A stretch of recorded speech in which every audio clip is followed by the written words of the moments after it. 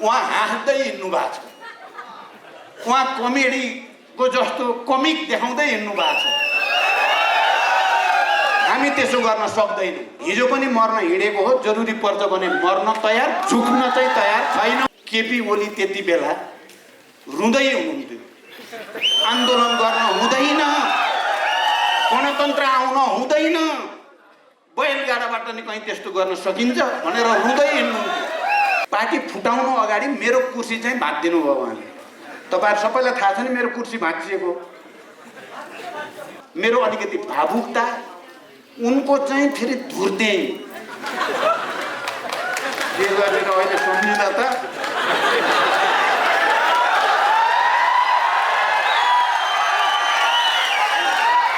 मलाई किन के चिलाएको, टाउको चिला हो के हो,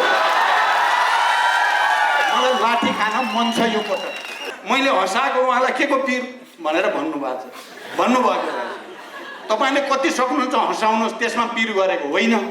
देश रोएको बेला तपाईँ एकजना मान्छे नभएकोलाई ल्याएर मैले जे भए पनि बिचरा भनेर स्थायी समितिमा ल्याइदिएको त मन्त्रीको लागि साटे त्यसलाई त मन्त्री भयो। अहिले यति धेरै खरानी बसेका छन्, म चिन्दैन ती मान्छेलाई। मलामी जाने बेलामा हाँस्दै हिँड्नु भएको छ, जनता जाने बेलामा रुँदै हिँड्नु। यस्तो मान्छेलाई कसरी स्वाभाविक मान्छे भन्न सकिन्छ? कमरेड हितमान साक्यदेखि कमरेड झलनाथ खनालसम्म आइपुग्दा तपाईँहरूलाई आज चाहिने जति खुराक पुरा भइसकेको लागेको छ। मैले पनि फेरि खुराक थप्न थाल्यो भने कोच्या जस्तो हुन्छ कि भन्ने डर लाग्यो। पर्याप्त खुराक तपाईँहरूले पाइसक्नु भएको छ। हामी आज यस खालको कार्यक्रममा देशको एउटा विशिष्ट राजनीतिक परिस्थितिका कारणले उपस्थित छौँ। म तपाईँ विद्यार्थीहरूको यो कार्यक्रमभन्दा अगाडि राष्ट्रिय युवा सङ्घको एउटा केन्द्रीय समितिको बैठक र कार्यक्रममा सहभागी भएर आएँ। मैले त्यहाँ युवाहरूलाई भने यो संसार तिमीहरूको पनि हो, हाम्रो पनि हो, तर अन्तिम विश्लेषणमा तिमीहरूकै हो भन्ने मार्क्सवादी विश्लेषणलाई अगाडि राख्दै हाम्रो आशा भरोसा तपाईँहरूमा छ। हामीले जनवादी क्रान्तिको जे जति सक्यौँ त्यसको नेतृत्व गऱ्यौँ र नेपाललाई सङ्घीय लोकतान्त्रिक गणतन्त्रसम्म ल्यायौँ। अब तपाईँहरूको काँधमा समाजवादी आन्दोलनको जिम्मेवारी लिने उत्तराधिकार बन्ने ऐतिहासिक अभिभारा छ। हाम्रो आशा भरोसा तपाईँहरूमाथि छ भनेको थिएँ। आज फेरि तपाईँ विद्यार्थी साथीहरूसँग बस्दै गर्दा जति बेला आज हाम्रो संविधानमाथि प्रहार भएको छ, बडो निर्मम तरिकाले निरङ्कुश ढङ्गले प्रहार भएको छ। सङ्घीय लोकतान्त्रिक गणतन्त्र र 7 दशक लामो सङ्घर्ष र बलिदानको इतिहासबाट प्राप्त भएका उपलब्धिमाथि छुरा प्रहार गरिएको छ र त्यसको प्रतिवादमा हामी उपस्थित छौँ। आज तपाईँहरूसँग मैले अरू लामो व्याख्या गर्दिनँ, धेरै कुरा आइसकेको छ। मैले 35-36 सालको ऐतिहासिक जनआन्दोलन, पाकिस्तानमा जुल्फिकर अली भुट्टोलाई फाँसी दिएपछि जो आन्दोलन सुरु भएको थियो त्यो अनेरासु बिउ र विद्यार्थीबाट नै त्यो आन्दोलनको सुरुवात भएको थियो र त्यो देशव्यापी रूपमा फैलिएको थियो र त्यसले पहिलोचोटि पञ्चायतलाई घुँडा टेकाएको थियो। म त्यति बेला चितवन जिल्लामा विद्यार्थी फ्र्याक्सनको इन्चार्ज थिएँ र म पहिलो चितवनको चाहिँ विद्यार्थी आन्दोलनको क्रममा नारायणघाट बजारमा जाँदा पुलिसले हानेको ढुङ्गा लागेर म घाइते भएको थिएँ। म आज त्यो स्मरण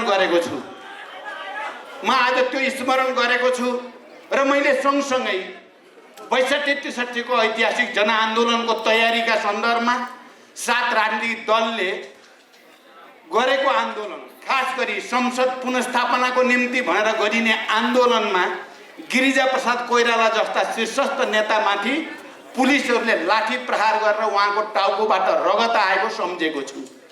म तपाईँ विद्यार्थी साथीहरूसँग के भन्न चाहन्छु भने किन यो 7 दशक लामो हजारौंको त्याग र बलिदानबाट प्राप्त उपलब्धिलाई हाम्रै पार्टीका हिजोका अध्यक्ष भएका हामीले नै निर्वाचित गरेका प्रधानमन्त्रीको हातबाट प्रतिक्रान्तिकारीको हैसियत देखाउँदै यसको हत्या गरिएको छ। हामीभित्र आवेग छ, हामीभित्र आक्रोश छ, हामीभित्र घृणा छ प्रति क्रान्तिकारी प्रति, र हामी उनीमाथि जाइ लाग्न चाहेका छौँ।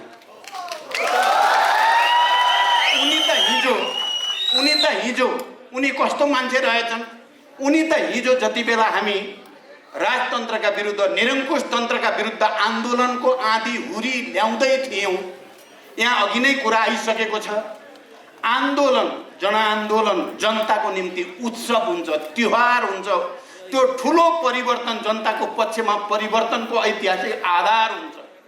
त्यति बेला नाच हुन्छन्, गाना हुन्छन्, जुलुस हुन्छन्, नारा हुन्छन्, आवेग हुन्छन्, निरङ्कुश तन्त्रका विरुद्ध प्रतिरोध हुन्छन्। तर केपी ओली त्यति बेला रुँदै हुनुहुन्थ्यो। आन्दोलन गर्न हुँदैन, गणतन्त्र आउन हुँदैन, बैलगाडाबाट नि कहीँ त्यस्तो गर्न सकिन्छ भनेर रुँदै हिँड्नुहुन्थ्यो। तपाईँ हामी लाखौँको सङ्ख्यामा सडकमा पोखिँदा जनयुद्ध र जनआन्दोलनलाई मिलाएर एउटा नयाँ इतिहासको रचना गर्ने कर्म गर्दै गर्दा उहाँ रुँदै हुनुहुन्थ्यो। आज उहाँले हामीले त्यति लामो सङ्घर्ष र बलिदानबाट बनाएको संविधान, सङ्घीय लोकतान्त्रिक गणतन्त्रमाथि निरङ्कुशताको बुट बजार्नु भएको छ र उहाँ हाँस्दै हिँड्नु भएको छ। उहाँ कमेडीको जस्तो कमिक देखाउँदै हिँड्नु भएको छ। हामी त्यसो गर्न सक्दैनौँ। हामी नेपाली समाजमा, तपाईँ हामी सबैले र मानव जातिकै इतिहासमा पनि विवाह भयो, खुसियालीको क्षण भयो भने नाचगान, रमाइलो, कमिक, ठट्टा मजाक हुन्छ। तर बाउ मरेको या आमा मरेको या घरमा केही दुःख भएको बेलामा गाउँले सबै मिलेर सान्त्वना दिने, पीडा, यदि हत्या भएको भने हत्याराका विरुद्ध आक्रोश, आवेग र त्यसलाई कारबाहीको निम्ति आन्दोलन गर्ने यो संस्कार हुन्छ। तर हाम्रो केपी ओलीजी मलामी जाने बेलामा हाँस्दै हिँड्नु भएको छ, जनता जाने बेलामा रुँदै हिँड्नु। यस्तो मान्छेलाई कसरी स्वाभाविक मान्छे भन्न सकिन्छ? सहज दिमागको मान्छे हो त? उहाँले ठट्टा मजाक, आज मैले बिहान एउटा मिडियामा हेरेँ, यही मञ्चबाट अस्ति काठमाडौँको एउटा प्रशिक्षण भेलामा मैले भनेको थिएँ त्यही हाँसो ठट्टाको बारेमा। उहाँले आज कहाँ बोल्नु भएको भनेर हेरेँ मैले हँसाएको उहाँलाई के को पिर भनेर भन्नुभएको। तपाईँले कति सक्नुहुन्छ हँसाउनुहोस्, त्यसमा पिर गरेको होइन। देश रोएको बेला तपाईँ हाँसेको देखेर आक्रोश आएको,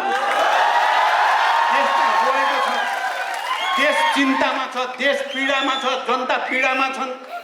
के बुद्धिजीवी, के पत्रकार, के मानवाधिकारवादी, के संविधानविद, के कानुनविद, के विद्यार्थी, के युवा, के महिला, के किसान, के मधेसी, के पहाडी, के हिमाली, कोही अहिले यो संसद विघटनको पक्षमा छैन। केपी ओलीको गुट र उनीसँग लोभ लालचमा केही नयाँ जोगी भनिन्छ नि हामी,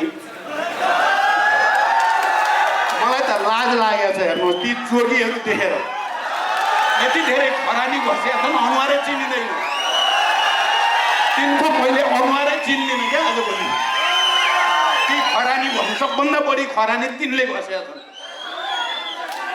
कहिलेकाहीँ मलाई आफैलाई देखेर पनि हैरान हुन्छु। एकजना मान्छे नभएकोलाई ल्याएर मैले जे भए पनि बिचरा भनेर स्थायी समितिमा ल्याइदिएको त मन्त्रीको लागि साटे त्यसलाई त मन्त्री भयो। अहिले यति धेरै खरानी घसेका छन्, म चिन्दिनँ ती मान्छेलाई, चिन्नै नसक्नु भयो। यो स्थिति छ। त्यसकारण विद्यार्थी साथीहरू, अहिलेको हाम्रो देशको परिस्थिति भनेको सामान्य परिस्थिति होइन। संविधान धेरै गम्भीरतापूर्वक विचार विमर्श गरेर बनाइएको संविधान समावेशी, लोकतान्त्रिक, गणतान्त्रिक, धर्मनिरपेक्ष आदि इत्यादि। अब अहिले फर्केर हेर्दा अब हामीले पनि समीक्षा गर्नुपर्ने स्थिति, यहाँ अघि पनि कुरा आयो, हामीले पनि केपी जस्ता मान्छेलाई चिन्न किन ढिलो गरियो? संविधान बनाउने बेलामा उहाँ संविधान बनाउने पक्षमा देखेका थिइनँ मैले। तर मैले संविधान त जसरी पनि बनाउनु छ, दोस्रो संविधान सभाले पनि संविधान बनाएन भने त बर्बादै हुन्छ, यो सारा आन्दोलनको उपलब्धि धरापमा पर्छ भनेर कमरेड संविधान बनाऊ, म तपाईँलाई प्रधानमन्त्री प्रस्तावित गरिदिन्छु भनेपछि उहाँ संविधान बनाउन कसिनु भएको थियो के। तर उहाँलाई फेरि त्यो संविधान बनाउने बेलामा संवैधानिक समितिका बहसहरू, यहाँ नेता साथीहरू हुनुहुन्छ, त्यो बहसमा उहाँ खुब विरोधमा बोल्नुहुन्थ्यो कि हुँदैन, यस्तो हुनु हुँदैन भनेर, समावेशिता हुनु हुँदैन, समानुपातिक हुनु हुँदैन भन्ने मान्छे त प्रधानमन्त्री हुनुहोस् कमरेड भने त खुरखुर खुरखुर दौडेर संविधान बनाउनु। ठिकै छ नि, संविधान बन्यो भने त बनाइदिउँ प्रधानमन्त्री, कुन चाहिँ ठुलो कुरा हो र। फेरि म प्रधानमन्त्री छोड्न केही जस्तो नमान्ने मान्छे हुन त अहिले केपी प्रधानमन्त्रीको कुर्सीको लागि देशै डुबोस्, जनता भाँडमा जाउन्, सबै बर्बाद होस्, जे पनि गर्ने उनी रहेछन्। तर भन्छन् के भने प्रचण्डहरू प्रधानमन्त्री हुनको लागि यसो गरेको भनेर उल्टे चोर कोतवालको टाँटे। यो देख्दा लाजै लाग्छ मलाई। मान्छे भएपछि लाज पनि मान्न पर्छ, डर पनि हुनुपर्छ भन्ने हो स्वाभाविक। मान्छेलाई त नराम्रो नाङ्गे हिँड्दा त लाज मान्न पर्यो नि। केपीजीले त लाज पनि छैन, नाङ्गै छ, फेरि हाँसिरहेको। तपाईँ हामी नाङ्गे भएपछि हाँस्न सकिन्छ त तपाईँ हामी?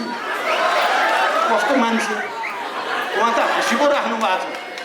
देश बर्बाद भइरहेछ, आगो लागिरहेछ, डढेलो सल्किएको छ, हाँसिरहेछ।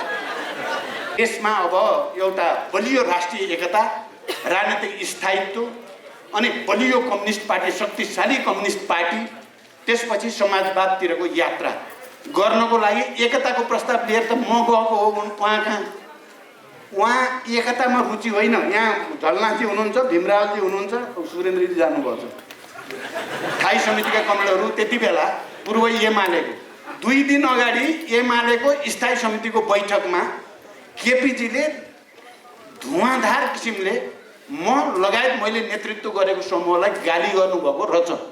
त्यो प्रमाणित रूपमा थाहा पाएँ मैले।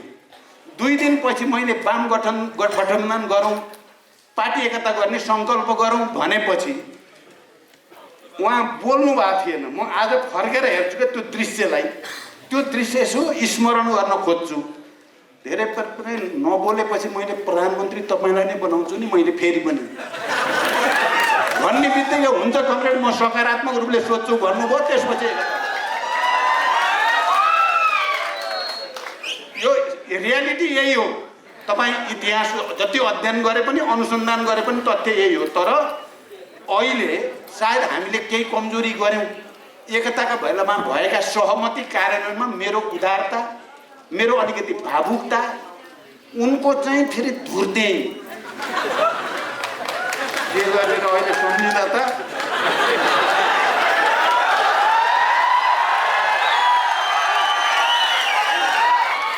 अहिले त उनले कुर्सी भाँचे। उनले कुर्सी भाँच्ने भनेको त पहिल्यै पोहोर केन्द्रीय समितिको बैठकको नेतृत्व मैले गरेर केन्द्रीय समितिको राम्रो बैठक भयो, छलफल भयो, अन्तर्क्रिया भयो, निष्कर्ष राम्रा निकालियो। त्यहीदेखि उहाँले पार्टी फुटाउन बल गर्नु भएको थियो। पार्टी फुटाउनु अगाडि मेरो कुर्सी चाहिँ भाँचिदिनु भयो उहाँले। तपाईँहरू सबैलाई थाहा छ नि मेरो कुर्सी भाँचिएको।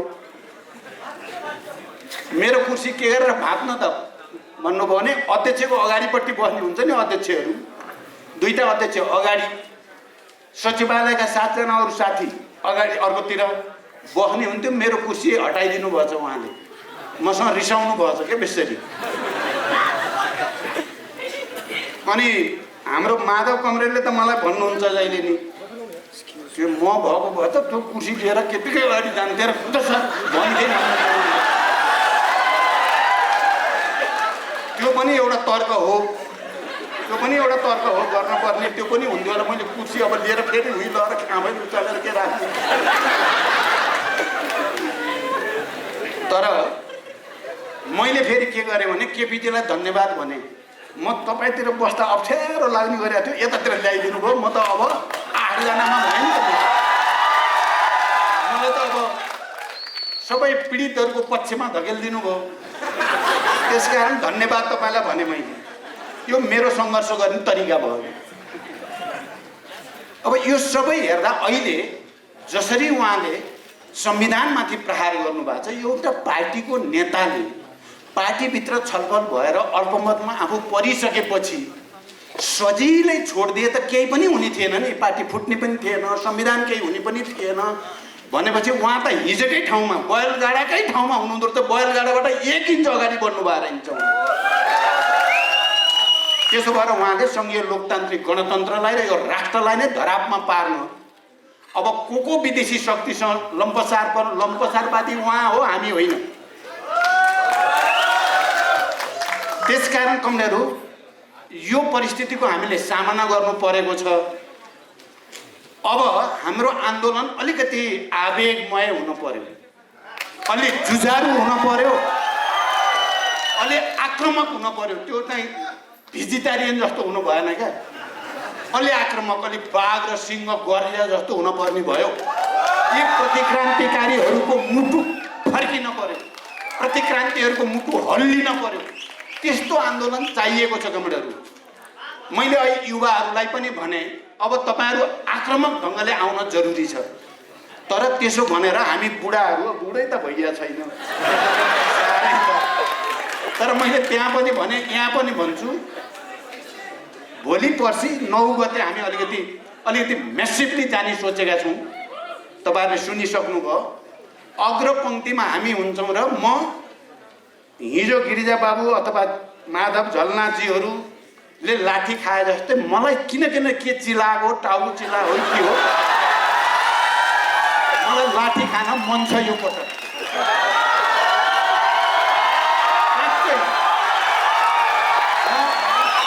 तपाईहरु पछाडि हुनुहुन्छ, म अगाडि बस्छु र म हेर्न मन लाग्छ, मलाई एकचोटि लाठी खान मन लाग्छ। म त्यो स्पिरिटमा छु, किनकि यहाँ एउटा बडो डरलाग्दो षड्यन्त्र देशमा भइरहेछ।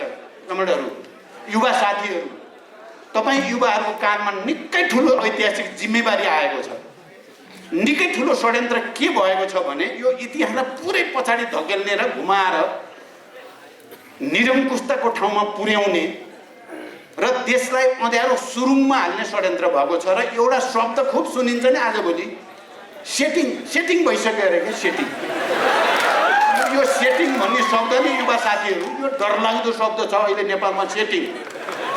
यो केपीका मान्छेले भन्दै हिँडेका छन्, केपीका मान्छेले भन्दै हिँडेका छन्, केपीले नि भनेका छन्। केपीले पनि विरोध गर्नेलाई धम्क्याउने र थर्काउने, गाली गर्ने गर्दै हिँडेका छन्। हुँदा हुँदा अदालतलाई पनि जे भन्यो त्यही मान्न पर्छ, पोलिटिकल डिसिजन गर्नुपर्छ तिमीहरूले भनेका छन्। निर्वाचन आयोगलाई नि भनेका छन्।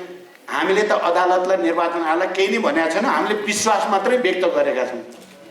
तर केपी र केपी नजिकका मान्छेहरूले सेटिङ भइसक्यो, निर्वाचन आयोग सूर्य पनि हाम्रै हुन्छ भन्दै हिँडेको देख्दा अदालतले पनि भने अनुसारै गर्छ, हाम्रै हुन्छ भनेको देख्दा यो सेटिङ शब्दभित्र के रहस्य हो भन्ने चिन्ता त हामीलाई लागेको छ। म यो मञ्चबाट सम्मानित सर्वोच्च अदालतलाई शङ्का गर्नै चाहन्नु, तर केपीको सेटिङलाई त शङ्का गर्न पाइयो नि हामीले। हामी निर्वाचन आयोगलाई बिल्कुल शङ्का गर्न चाहन्नु, तर केपीले भन्ने र केपीका मान्छेले भनेको सेटिङ भइसकेको छ, हाम्रै हुन्छ भन्दै हिँडेकोलाई त शङ्का गर्न नि पाइयो, त्यसको विरोध गर्न नि पाइयो नि। त्यसकारण यो सेटिङ भइसकेको छ भन्ने केपी र केपी गुटका मान्छेहरूलाई तपाईँ हामी क्रान्तिकारीहरू, कम्युनिस्टहरू, वामपन्थीहरू, प्रगतिशीलहरू, परिवर्तनका वाहकहरू गर्जिन पर्ने बेला आयो।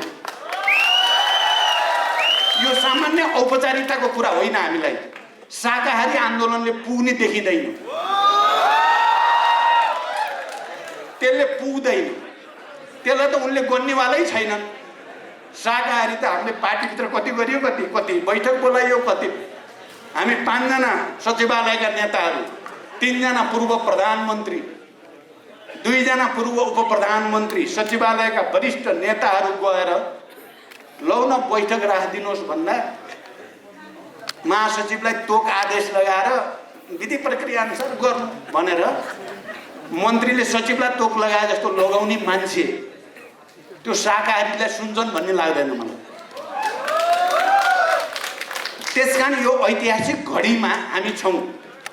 हामीले राहत दिन्न भनेर केही समय सबै सेक्टरहरू, खुसीको कुरा के छ भने सिङ्गै राष्ट्र केपीको प्रतिगमनकारी कदमका विरुद्ध खडा छ। हामी तपाईँ हामीले देख्यौँ नि, सिङ्गै अदालतमा बार एसोसिएसनदेखि पूर्व प्रधान न्यायाधीशहरू प्राय सबै, पूर्व महान्यायाधिवक्ताहरू प्राय सबै, बुद्धिजीवी, प्राध्यापक, नागरिक समाज, सबै सेक्टर यसको विरोधमा छन्। योभन्दा राम्रो आन्दोलनको निम्ति जनमत अर्को हुन सक्दैन। यति ठुलो जनमत हामीलाई प्राप्त छ, तर यसलाई क्लिक गर्नै पर्ने चाहिँ जो चाहिन्छ नि, क्लिक गर्न पर्यो नि, त्यसलाई अब स्विच दबाउने काम तपाईँ हामीले गर्नु छ। त्यसको लिडरसिप हामीले दिनु छ। त्यसकारण कमरेडहरू, म अब लामो व्याख्या गरिनँ, मैले धेरैचोटि बोलेको छु, तपाईँहरूले सुन्नुभएको छ। तपाईँ युवा विद्यार्थीहरू, नेपालको इतिहासमा एउटा चरणमा पार्टीकै भूमिका खेलेको स्वर्णिम इतिहास छ। अहिले यो प्रतिगमनलाई परास्त गर्नको लागि सम्पूर्ण तागतसहित होमिने ऐतिहासिक जिम्मेवारी तपाईँहरूको छ। म तपाईँहरूको टाउको रक्षाका लागि आफ्नो टाउको फुटाउन तयार छु भनेर तपाईँहरूलाई भन्न चाहन्छु। तर यो प्रतिगमनलाई, यो प्रतिक्रान्तिकालाई कुनै हालतमा सफल हुन दिइने छैन, कुनै हालतमा सफल हुन दिइने छैन। हजारौं शहीद र योद्धाहरूको बलिदान खेर जाने छैन। कोही प्रतिक्रियावादी शक्तिहरूले सपना देखेको छ, जनता भने यस्तै हुन्, भुलिहाल्छन्, बिर्सिहाल्छन्, गरे हुन्छ भन्ने ठानेको छ भने त्यो तिमीहरूको भ्रम हो। नेपाली जनता जागिसकेका छन्। नेपाली जनताको राजनीतिक जागरण दुनियाँको कुनै जनताको भन्दा अगाडि छ, पछाडि छैन। नेपाललाई प्रतिगमनतिर लगेर फाइदा उठाउन यदि कोही शक्तिहरूले सोचेको छ भने त्यो भ्रम हो। म त्यो भ्रम नपाल्न अपिल गर्न चाहन्छु। लोकतन्त्रलाई विध्वंस गरेर लोकतान्त्रिक प्रणालीलाई शान्तिपूर्ण र प्रतिस्पर्धाबाट अगाडि जाने हाम्रो प्रतिबद्धतालाई शङ्का नगरियोस्। हाम्रो कमिटमेन्ट ऐतिहासिक छ। शान्तिपूर्ण बहुदलीय प्रतिस्पर्धा मार्फत हामीले संविधानमा जसरी समाजवाद उन्मुख राज्यको परिकल्पना गरिएको छ, त्यतातिर जाने हाम्रो जो सङ्कल्प छ, त्यो सङ्कल्प एउटा ऐतिहासिक सङ्कल्प हो। त्यो सिङ्गै नेपाल राष्ट्रको सङ्कल्प हो। हिजो सम्म संविधानहरू बन्दा, संविधान धेरै बने 7 साल यता, 7 साल अगाडि 4 सालदेखि राणाहरूकै कालदेखि संविधान बने। प्रत्येक संविधानको एउटा मूलभूत विशेषता पहिलाको के हो भने यो संविधानको सार्वभौम अधिकार राजामा अन्तर्निहित। त्यसैले राजकीय र सार्वभौम अधिकारको प्रयोग गरेर राजाले पटक पटक जनप्रतिनिधि संस्थालाई विघटन गर्ने गरेको कालो इतिहास नेपाली जनतालाई, हामी सबैलाई थाहा छ। सार्वभौम अधिकार र राजकीय अधिकार राजामा निहित। त्यो राजाले भाषण गर्दा भन्छ नि, हामीमा निहित राजकीय अधिकार र सार्वभौम अधिकारलाई प्रयोग गरी। तर यो संविधान छ नि, यो 72 को हामीले बनाएको संविधान, त्यहाँ पहिलोचोटि संविधान लेख्दा के भनिएको छ भने हामी सार्वभौम नेपाली जनताले आफ्ना प्रतिनिधि मार्फत यो संविधान जारी गरी घोषणा गरेका छौँ। पहिलोचोटि सार्वभौम नेपाली जनताको संविधान भएको पहिलो पटक नेपालको इतिहासमा। आज त्यो सार्वभौम संविधान निर्माता जनतालाई फेरि रैती बनाउने गरी श्री 3 महाराज धीराज जस्तो गरी केपी ओलीले हामीमा निहित मनोभावना र इच्छा अनुसार लाजमर्नु, योभन्दा लाजमर्नु केही हुन्छ? त्यसकारण यसलाई छुट दिन सकिँदैन कमरेडहरू। अब हामी त 60-70 को दशकतिर लागियो, अब जीवनको उत्तरार्धतिर। तपाईहरु त भरभराउँदो भर्खर उदाउँदो सूर्य जस्तो हुनुहुन्छ। हाम्रो आशा भरोसा तपाईहरुमाथि छ। हामीले तपाईहरुलाई केही दिएर छोड्ने, राम्रो चीज दिएर छोड्ने, कम्तीमा पनि संघीय लोकतान्त्रिक गणतन्त्र दिएर छोड्ने, धर्मनिरपेक्षता दिएर छोड्ने, समावेशी समानुपातिकता दिएर छोड्ने अनि समाजवादतिर यात्रा सुरु गरेको, सामाजिक न्याय भएको, जनतालाई राहत दिने, सुशासन दिने एउटा प्रणालीको गोरेटो कोरेर छोड्ने इच्छा हो हाम्रो। तर केपी ओलीको अहंकार, दम्भ र निरङ्कुशताले नेपाली जनताको यो आशा आकांक्षालाई कुठाराघात गरेको छ। यसलाई असफल पार्ने हाम्रो सबै संवैधानिक संस्थाप्रति हाम्रो अहिले केही गुनासो र अविश्वास छैन। गलत फैसला भयो भने के गर्ने त्यति बेलै सोचौँला। तर हामीलाई सबभन्दा बढी भरोसा जनतामाथि नै छ। जनताले मात्रै, इतिहासको निर्माता जनता हो, अरू कोही होइन। जनताले सडकबाट नै ठुल्ठुला फैसलाहरू गरेको छ। जनताले सङ्घर्षको मैदानबाट नै ठुल्ठुला तानाशाहहरूलाई गलत्याइदिएको छ। राजा महाराजाहरूका चाहिँ श्रीपेजहरू निकालेर फुटबल खेलेको इतिहास छ। नेपाल पनि त्यसको अछुतो छैन। त्यसकारण विद्यार्थी साथीहरू, तपाईहरुले अलि जुझारु र आक्रमक ढङ्गले जाने कार्यक्रम बनाउनुहोस्। हामी नेतृत्व गर्ने लास्टसम्म पनि हामी तयार छौँ। किनकि देशलाई प्रतिक्रान्तिको अँध्यारो भड्खारोमा हालेको हेर्न सकिँदैन, सकिन्न। हिजो पनि मर्न हिँडेको हो, जरुरी पर्छ भने मर्न तयार, झुक्न चाहिँ तयार छैनौँ। यही अपिल तपाईहरुलाई गर्दै बिदा हुन्छु। धन्यवाद। अभिवादन।